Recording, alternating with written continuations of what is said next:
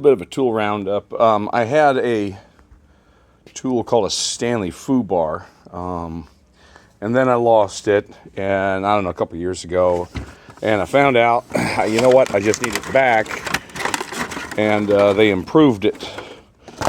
This thing is got to be, what's it say? Net weight 3.7 kilograms, so give you an idea of this and how heavy it is. This has got to be 7 pounds easy. So let's just see. Yeah, it's up there. 30-inch. Why do I need this? Well, the word need in me and tools is a bit rough. The nail puller here is not really for standard framing nails. It's for very large fasteners. But sometimes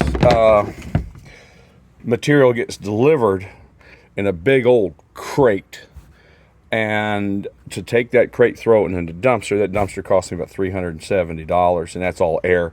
So mostly I use this for busting up those type of things. And this is a bruiser. This is an upgrade from the one I had for 12 years. Now, you don't want to be swinging this all day. Another thing that's real nice about right here is this fits studs. So if you got a stud that's slightly twisted somehow, whatever happened, you stick this in there and you've got 30 inches of leverage to make that stud bend to your will. I got to check out what this sucker's for, and I just threw the instructions away, but it's on the internet. So whew, yeah, this is heavier than the one I used to have, man. So she goes right in there. Another thing that I am a colossal fan of the Stiletto Hammer with the titanium head. This was my 12-ouncer that was broke. Let a buddy borrow it, and I said, hey man, you don't use this for demolition, okay? This is for striving nails, all right? And if you ever held a stiletto hammer, anyone in the construction who've never held one, I said, here, hold this. They go, mother of God. This is a balanced hammer.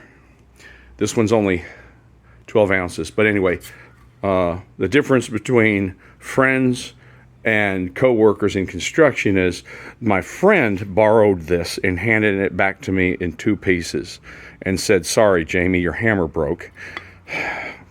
Now, of course, I should have gave him the Foo Bar.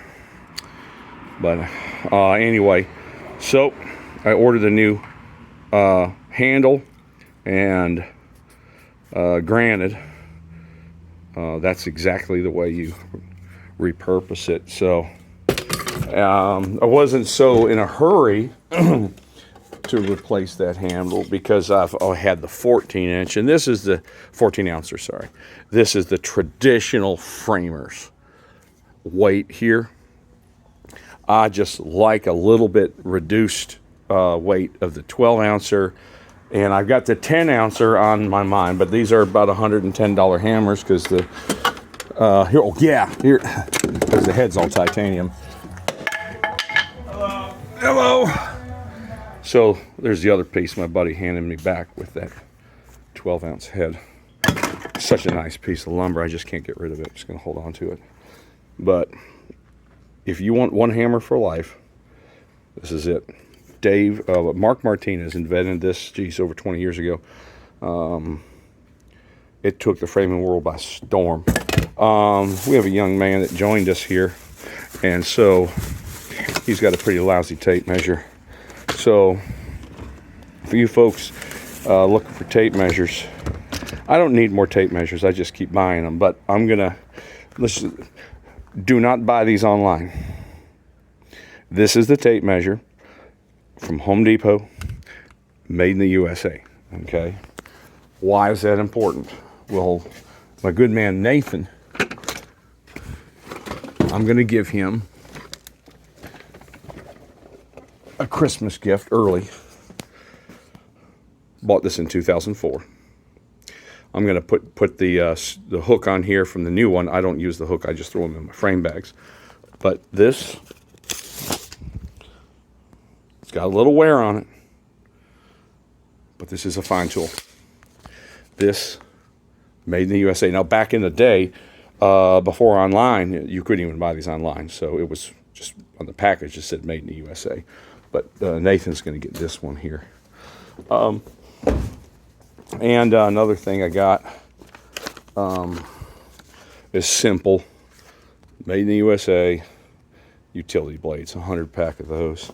So I'm going to also, since I'm back home from work, everyone who has framing bags, you talk about it, you say, man, I'm going to clean out my bags because all the dust and dirt falls right in these big open pockets, and at the bottom of every single one of these is nothing but filth. And so I'm going to use my air compressor. I'm going to I'll take this belt out, unload all the tools, and clean her up. And I'll get that feeling.